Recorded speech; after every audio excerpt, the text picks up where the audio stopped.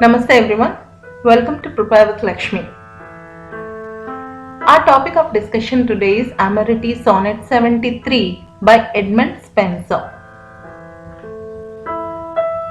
Before getting into the sonnet, let us learn a little bit about the poet.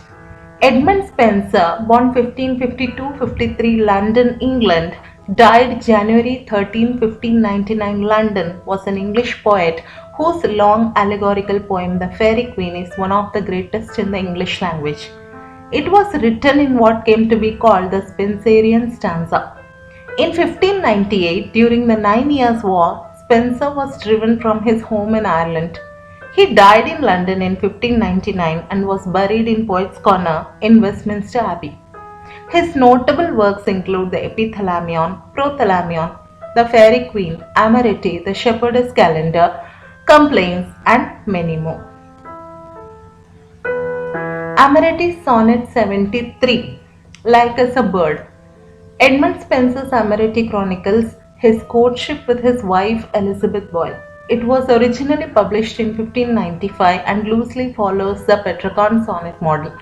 Petrarch wrote his sonnets about women that he would never be able to obtain, while Spenser wrote about a single woman whom he did marry.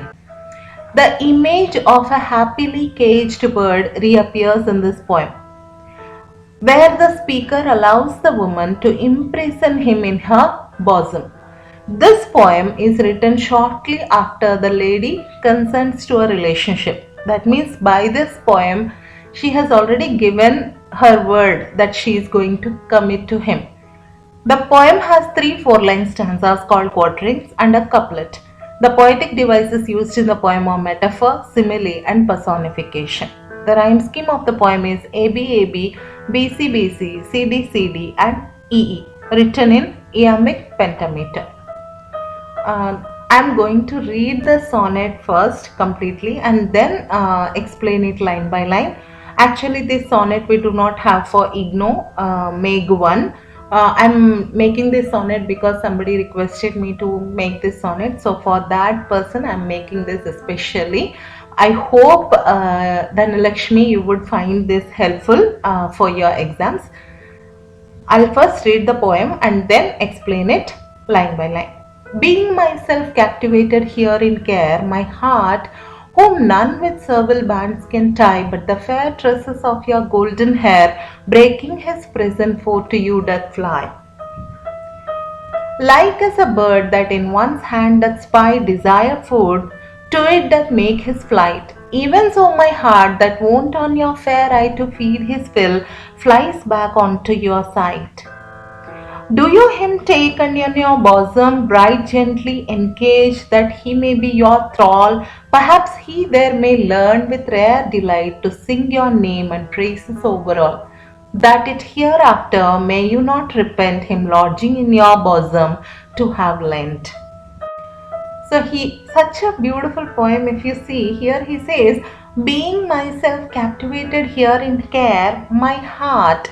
Now he is talking about his heart. Until that point, his heart was self captivated, means myself captivated in here. His heart was not attracted to anybody else until now, whom none with servile bands can tie. No other person was able to attract his heart.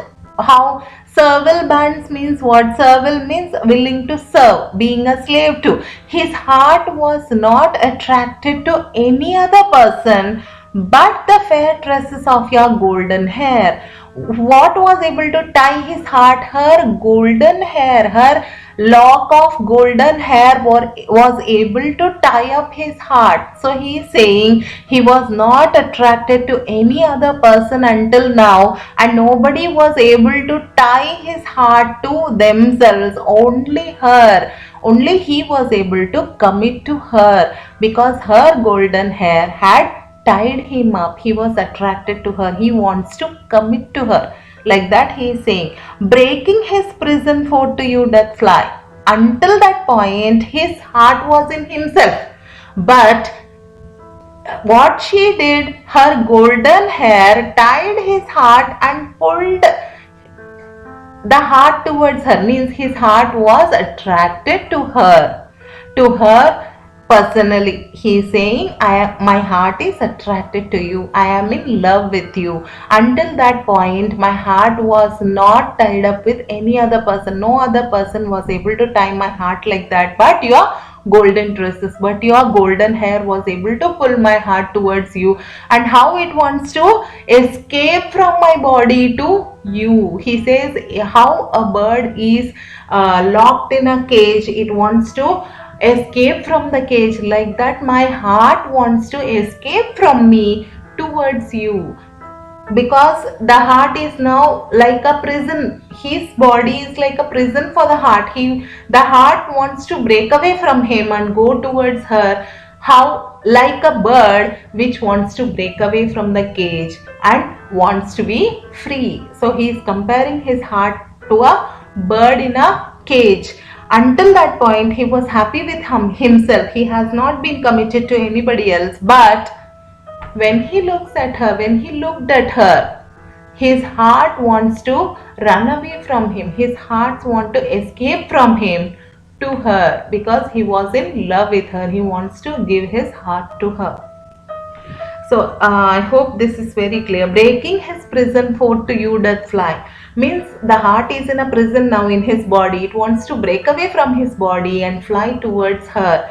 In the next stanza he explains it again. Like as a bird that in one's hand doth spy desire food, to it doth make his flight. Like as a bird. Now he is comparing his heart to a bird. Like how a bird is, when it looks at the hand of some other person, desired food, what the bird loves, that kind of a grain. If we are holding the grain in one person's hand, in our hand, how the bird flies towards it to have that food, like that even so my heart that won't on your fair eye to feed his fill. So how the bird was attracted to the desired food, same way my heart is attracted to you.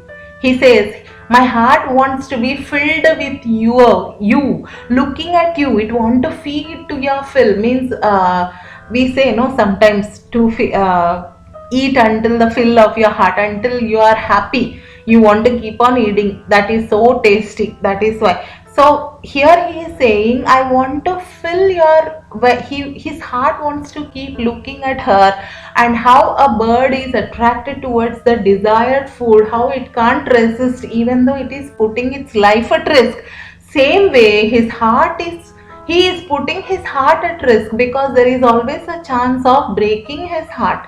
So he says, my heart wants to risk that. It wants to fly back to your side because it wants to keep on looking at you. So beautiful. Do you him take? So he is asking her, would you take my heart? Would you take my heart and in your bosom bright gently engage? So will you look after? Bosom is a woman's chest, as in she has all the emotions in her heart. So he is asking her, would you accept my heart and look after it? Would you not break it? Would you look after it gently? Would you engage it? Put it in your heart. Will you hold it in your heart? That he may be your thrall. Your thrall means what? You have, you are captivated by him.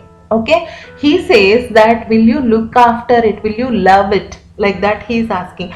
Perhaps he there may learn with rare delight to sing your name and praises overall. Means perhaps he will fall in love with you.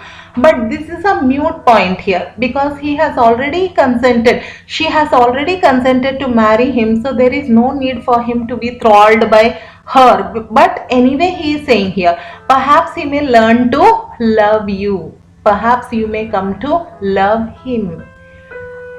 Perhaps he there may learn with rare delight. Why is it rare? Rare happiness, because you can't be in a cage and be happy. But he says, my heart wants to be captivated by you, and when you captivate my heart, it wants to be happy and it wants to sing praises of you all. That is, he wants her to love him. That it hereafter may you not repent him lodging in your bosom to have lent. So you are giving away your heart to him So he is saying your bosom to have lent. You are lending your heart to him. Your chest. Chest is nothing but a seat of emotions in your heart. So you are giving away your heart to him. Will you not? You will not repent it later, right? He was asking. Will you? You will not feel sorry that you have loved this person like that. He is asking. You will not repent it, right?